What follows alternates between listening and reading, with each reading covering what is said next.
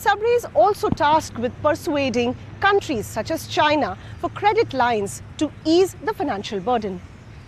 I met him in his office right after he returned from meetings for a bailout package with the International Monetary Fund and other creditors.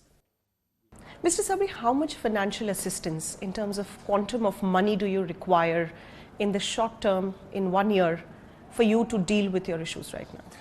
Till about December, we need external funding of 3 to 4 billion infusion for us to get back our supply lines restored and service the creditors who are not subjected to the restructuring and to kickstart the economy. So somewhere in the region of about 4 billion external funds are required for us. You were discussing an emergency loan facility with China as well. Where are the conversations right now? No decision yet.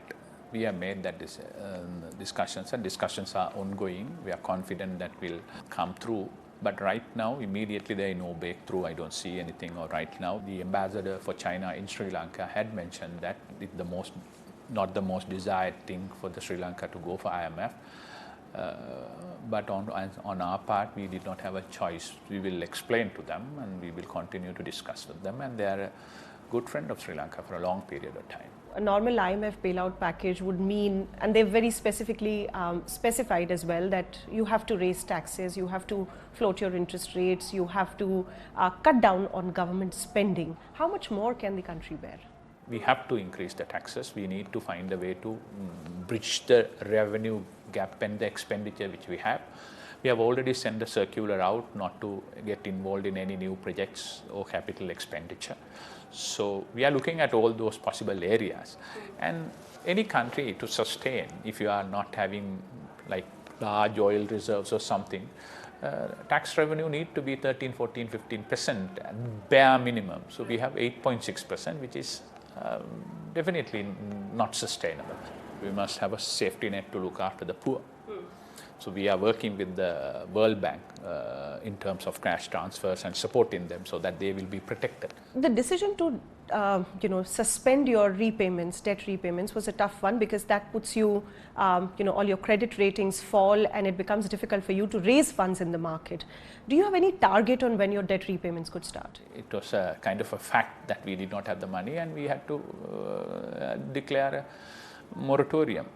But I'm sure and I'm confident that our creditors, we will discuss with them, find a way to restructure it, and then probably we will gain market taxes as soon as possible. Again, very, very difficult for me to give a timeline. I hope and pray that it is as soon as possible, probably 6 months, 1 year down the line, but I don't know. The people are already burdened with the economic crisis, with rise in prices, with shortages, and will they have the bandwidth to take on further increase in taxes? The people, yes, they are suffering and it is a very unfortunate situation.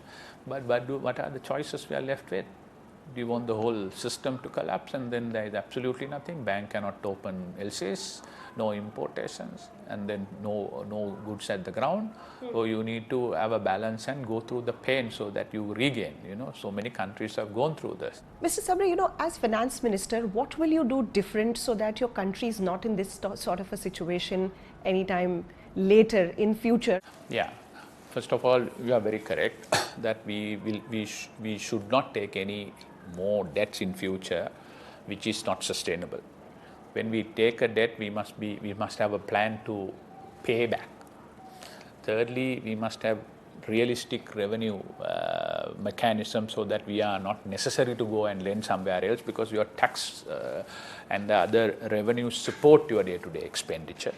And we will promote investment in terms of, instead of debt itself, in terms of our port city, renewable energy, IT industry, garment industry, tourism.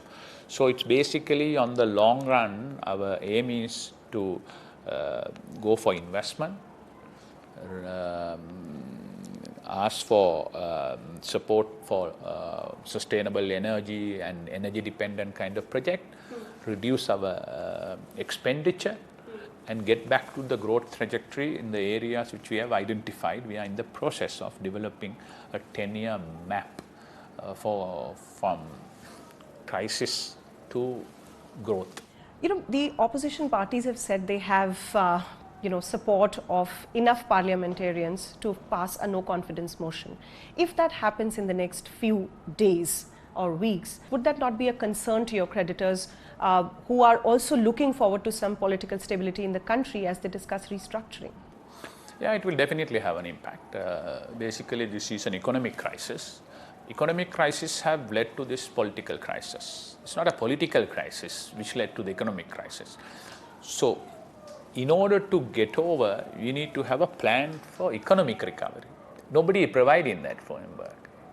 Not the protester, not the opposition, no one is providing. So right now, important thing is to have an economic recovery plan and get that going immediately.